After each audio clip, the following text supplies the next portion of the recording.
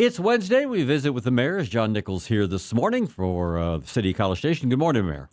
Good morning, Scott. I appreciate your invitation on this cool, blustery morning. Yeah. I was surprised when I got outside. I wasn't surprised because I did listen to you guys and your weather forecast. You've been telling us it's going to happen, so I was prepared. Right for once. But the wind, I'll tell you, I went to the prayer breakfast over at Legend Center, parked in one of the more remote parking lots because I got there about the time I started. Walking over there to it, man, it was like walking across North Dakota in the middle of winter with the wind blowing in your face. Yeah. I just want to take a moment at the beginning to comment on the tragic accident yesterday and send our condolences and deepest prayers to Dr. Collendorf's family, friends, and coworkers. It was really a horrible occurrence, sanitation truck accident with a pedestrian, and she has passed away.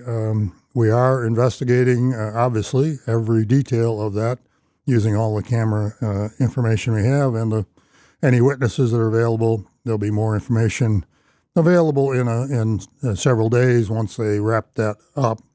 But in the meantime, all I can say is that we're working with the staff in sanitation. As you know, they discontinued service yesterday in order for everybody to kind of collect their thoughts and think about what happened, and then we'll delay the sanitation pickup in College Station by one day like we do during a holiday week. So Wednesday pickup will be on Thursday, Thursday pickup on Friday, and so on to Saturday. So it'll be one day delay in the sanitation, and it was a really sad day for the city, and certainly concerns and prayers for those family members involved. Certainly understand. Just back from Texas Municipal League. Convention was held in Houston. Not your first, but tell me what stood out to you. No, well, it's always fun. As a matter of fact, I walked through the exhibit hall. You do that in sections, not the entire thing in one day. Right.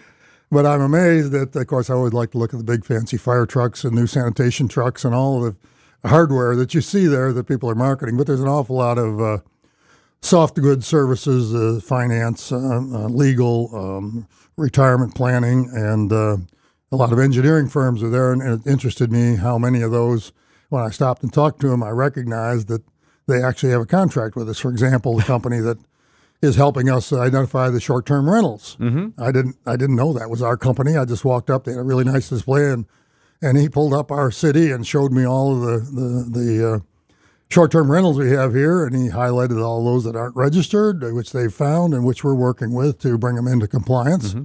But again, it was just kind of interesting to see the exhibits. Beyond that, of course, it's an educational experience. We have a lot of concurrent sessions led by various city leaders and by the staff of Texas Municipal League, probably the best attended and the most intense discussions surrounded the upcoming legislative session. As always, a number of issues that impact cities are discussed in those areas. And I would guess I'll just comment on one, and then you can talk a little bit more about it if you want. The legislation regarding the removal of the authority of cities to zone cities is on the agenda, and was last year, to remove the zoning authority from the cities with the idea of providing and freeing up land for more affordable housing. That's what it's all about. The proposal, as I understand it, could allow up to 31.2 dwelling units per acre. Now that's pretty dense. Well, we're talking about setbacks of 2.5 feet on each side, very narrow, deep buildings, and 1 or 2 stories, no garages, no place to park on the street because you got driveways all the way down the street. A pretty intense set of impacts. So I hope that citizens are listening and they will talk to their legislators. We don't think one size fits all. Obviously, we've done a lot of rezoning in College Station to middle housing.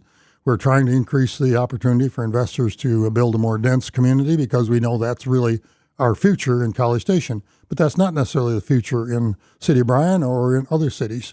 So all we really want is to allow the cities to decide at the local level what is best for that city and not have the state legislature dictating things that are really it would absolutely. We don't have the infrastructure to support it. They never think about the infrastructure, water, streets, wastewater capacity. They just say build more houses. Is this the latest chapter, if you will, in a move in Austin to try to overarch things, the kind of decisions that cities need to be Well, making? it's absolutely part of that, but they blanket it with the words affordable housing or accessible housing, and we ourselves recognize that, and we've done a big study on that. We got a plan. We're going to do some different kinds of things to address that affordable housing question.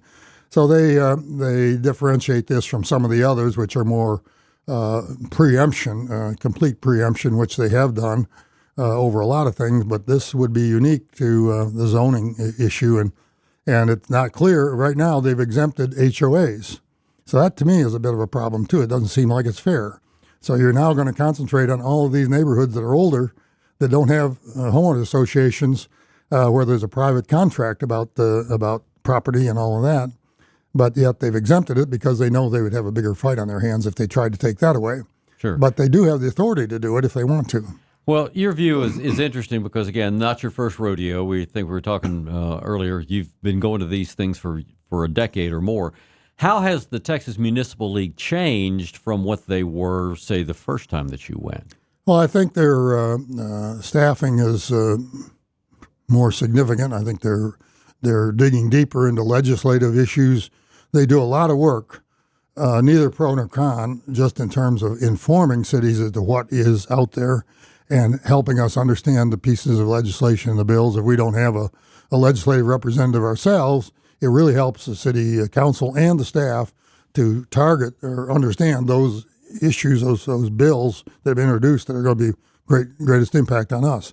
Clearly, they do try to represent the collective interest of all municipalities in the state, but sometimes they are agnostic in that because they realize that not all cities think the same way, so they just simply provide an educational component. I think their staffing is deeper and sharper, and they look deeper into the legislative activities because every legislature, there's more and more bills introduced. I think it's over 8,000, and they're expecting more this time. And you still got the same, whatever the number of days is that they can meet. A lot of those fall by the wayside, and some of them sneak through that we probably don't really need.